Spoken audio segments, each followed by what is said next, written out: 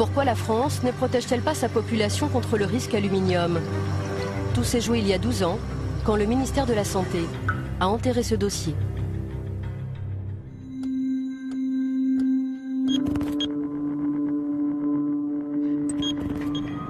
En 1998, une équipe épidémiologique de Bordeaux travaille sur la maladie d'Alzheimer. Elle fait une découverte importante. Une forte teneur en aluminium dans l'eau du robinet pourrait être un facteur de risque de la maladie d'Alzheimer. C'est Jean-François Dartigues qui a supervisé cette étude. Elle a été publiée par son équipe à l'INSERM, un institut de recherche qui dépend du ministère de la Santé. Ses conclusions étaient formelles. L'aluminium multiplierait par 2 le risque de la maladie d'Alzheimer. L'exposition à un taux d'aluminium dans l'eau d'adduction supérieur à 100 microgrammes par litre était associée à un risque majoré de maladie d'Alzheimer, un risque à peu près augmenté de 50%. 100 microgrammes par litre, c'est la moitié de la norme actuelle. Cette information fait l'effet d'une bombe et les gros titres de France Soir. Le 14 octobre 1998, ce journaliste publie l'information. Voilà l'article qu'on avait sorti à l'époque, donc avec les déclarations de Jean-François Dartigues et d'un certain nombre de scientifiques. Enfin bon, ça a été donc l'explosion immédiate. Lorsque Roger Langlais contacte Jean-François Dartigues, le chercheur est catégorique sur ses résultats. J'ai appelé Dartigues, celui qui dirigeait l'unité de recherche. Et puis, donc à l'époque, il se montrait très naturellement convaincu. Il disait, ça fait 2 ans qu'on vérifie nos résultats, donc on ne va pas encore les vérifier. Et il déclarait, on devrait tout de suite demander à la population, dans les communes où on atteint 100 microgrammes ou plus, d'arrêter de boire de l'eau du robinet, tout simplement, et de boire de l'eau en bouteille, en attendant d'utiliser un autre système. Et tout de suite, la préconisation, évidemment, de cesser de traiter l'eau du robinet avec de l'aluminium. Il vous dit ça à l'époque? Il me dit ça à l'époque, c'est vraiment très clair. Voilà. Il n'y a pas la moindre ambiguïté, il n'y a pas le moindre doute. Il n'en est plus au stade des doutes, il en est au stade des certitudes vérifiées. Le jour où François fait sa une, surprise. Une étude de l'INSERM de Bordeaux à prendre avec précaution. Elle établit un lien entre l'aluminium présent dans l'eau du robinet et puis la maladie d'Alzheimer. Jean-François Dartigues désamorce la bombe sur TF1. Le chercheur est soudain devenu très prudent. J'insiste sur le fait qu'il s'agit simplement d'une association statistique et qu'on ne peut pas, absolument pas conclure à une relation causale sur une seule étude. Pourquoi le scientifique a-t-il minimisé les conclusions de son étude? Le jour même, le chercheur Guy Berton était aux côtés de son collègue Jean-François Dartigues, juste avant qu'il n'accorde une interview à TF1. Selon lui, Jean-François Dartigues aurait reçu ce jour-là un coup de téléphone de Bernard Kouchner, alors secrétaire d'État à la Santé. Il a appelé Jean-François Dartigues au téléphone pour lui intimer l'ordre d'aller le soir même à TF1 démentir les propos qu'il avait tenus, qui plus est lui-même, dans l'article, dans l'interview qu'il avait eu avec le journaliste de François et qui était rapporté dans l'article de François. C'est le ministre de la Santé qui l'appelle en Absolument. personne?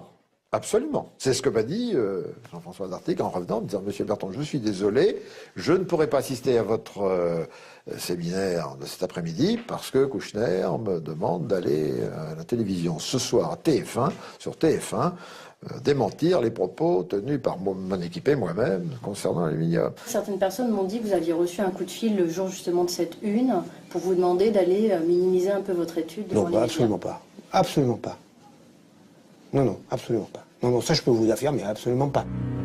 Guy Berton dit pourtant être sûr de lui. Il affirme se souvenir très bien de son indignation. J'ai dit qu'il n'était pas le chercheur du ministre, ni du gouvernement français, mais qu'il était le chercheur de la totalité de la population française et même de la totalité de la population mondiale. Voilà, c'est ça un chercheur. Le chercheur n'a pas de compte à rendre à un ministre. Voilà. Il a un compte à rendre à sa conscience, c'est tout. Et qu'est-ce qu'il vous dit, lui, comme réponse? La réponse a été très simple. Alors là, je m'en souviens comme si c'était hier. Il a répondu oui, mais moi, si je veux des crédits l'année prochaine pour mon unité. Voilà, c'est tout. Malgré nos multiples relances, la chargée de presse du ministre Bernard Kouchner n'a pas donné suite à notre demande d'interview. Je vous confirme que son emploi du temps est très chargé. Nous devons déjà refuser beaucoup de demandes d'entretien sur des sujets d'actualité essentiels.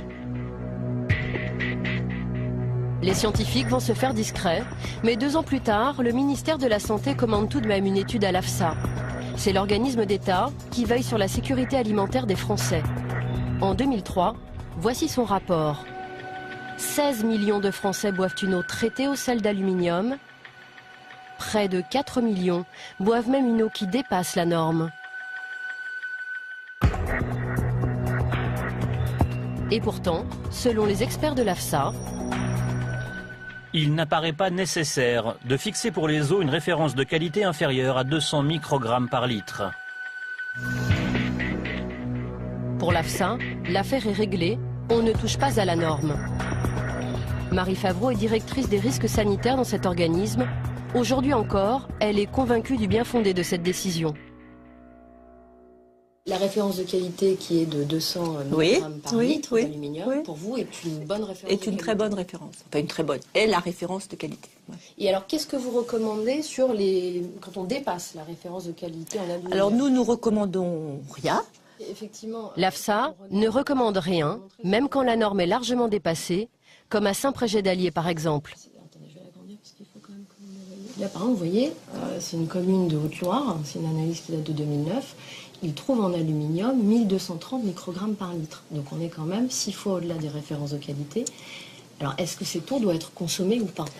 Je vous redis pour la dernière, je veux dire peut-être encore une fois de façon à être plus claire, que le rôle de l'AFSA, c'est de fixer ces fameuses limites de qualité et de les donner aux gestionnaires. Voilà. Son rôle ne va pas plus loin et ne peut pas aller plus loin. Mais est-ce que vous avez établi des recommandations sur les dépassements? Est-ce qu'on doit consommer ou pas en fait? C'est ça la question qu'on se pose. L'attaché de presse intervient.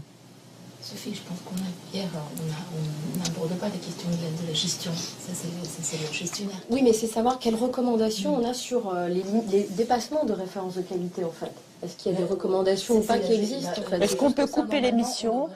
On coupe l'émission. Voilà, c'est tout. Mais en fait, j'aimerais comprendre pourquoi. Moi, je vous demande... Je vous demande de couper l'émission.